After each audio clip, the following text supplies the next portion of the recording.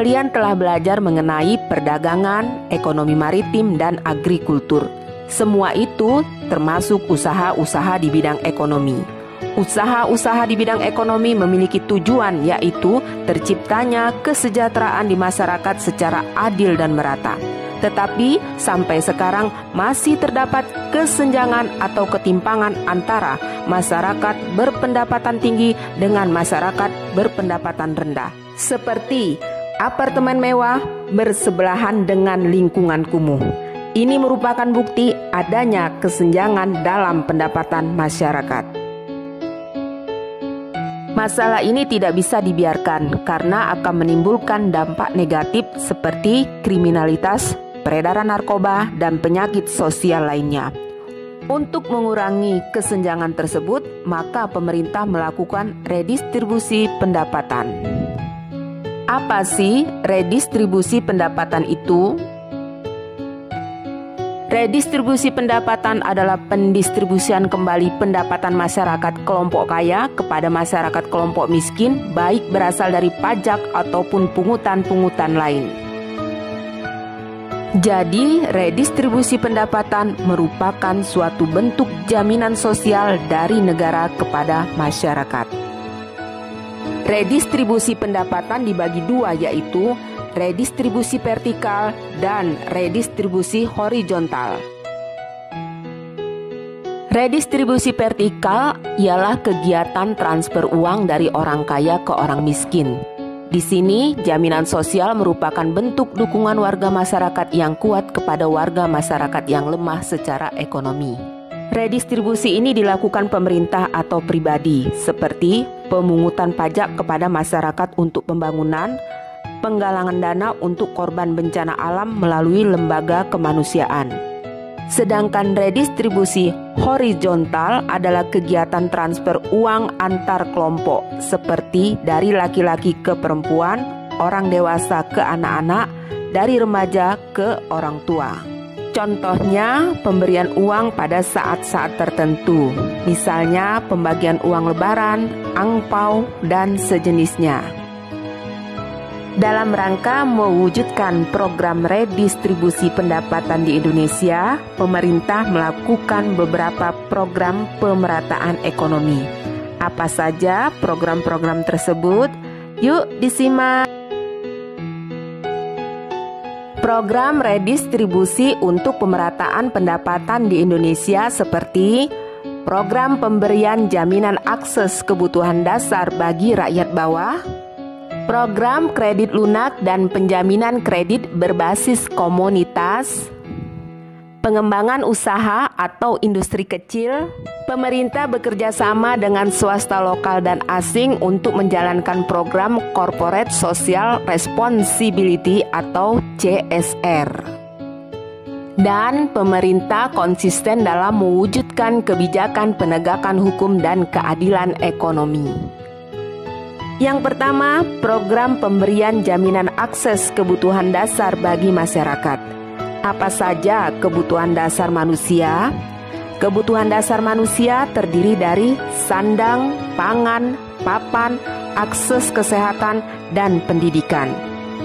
Pemberian jaminan akses kebutuhan dasar kepada masyarakat miskin sudah dilakukan pemerintah, seperti melalui pemberian Kartu Indonesia Pintar, Kartu Indonesia Sehat, BPJS Kesehatan, Bidik Misi, dan masih banyak lagi.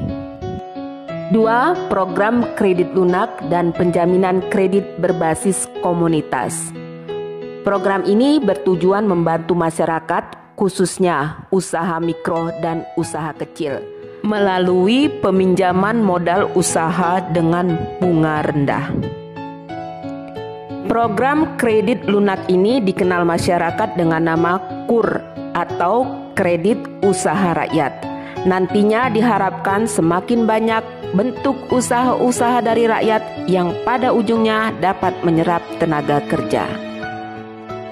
Program ketiga yang dilakukan oleh pemerintah dalam usaha untuk pemerataan ekonomi adalah pengembangan industri kecil.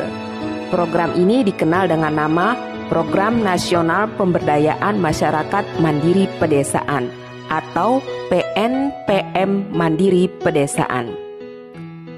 PNPM Mandiri Pedesaan ini bertujuan untuk mempercepat pemerataan pendapatan, penanggulangan kemiskinan, dan perluasan kesempatan kerja di wilayah pedesaan.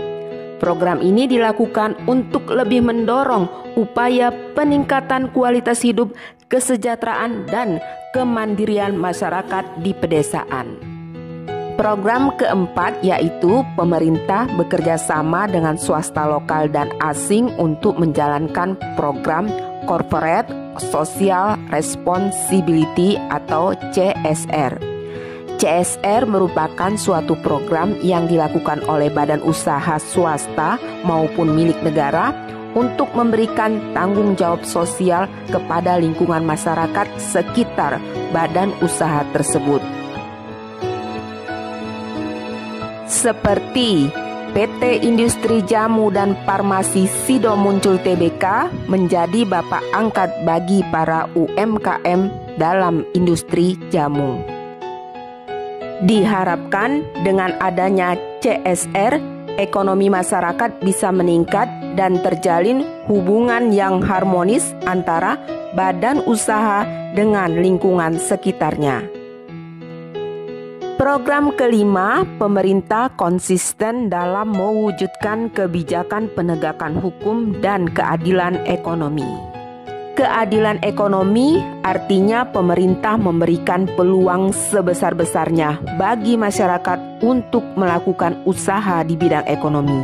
Sekaligus pemerintah juga mendorong adanya pemerataan pendapatan untuk seluruh rakyat Indonesia.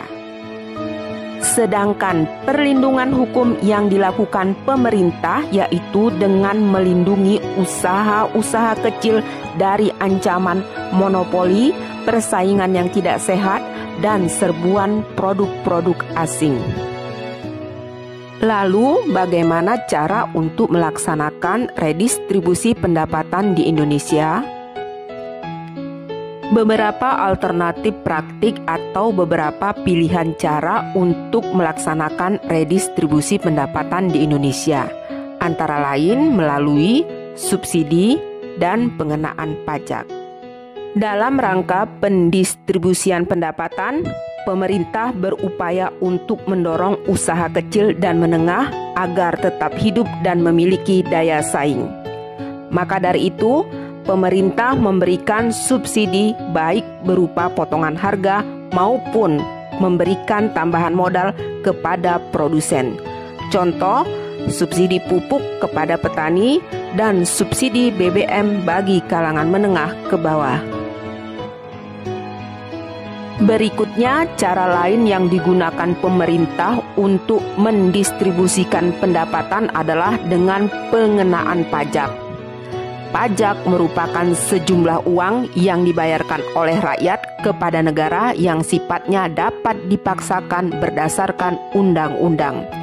Contoh, pajak penghasilan, pajak kendaraan bermotor, pajak barang mewah, dan sebagainya. Dengan demikian, pajak dan subsidi merupakan alat utama dalam pendistribusian pendapatan.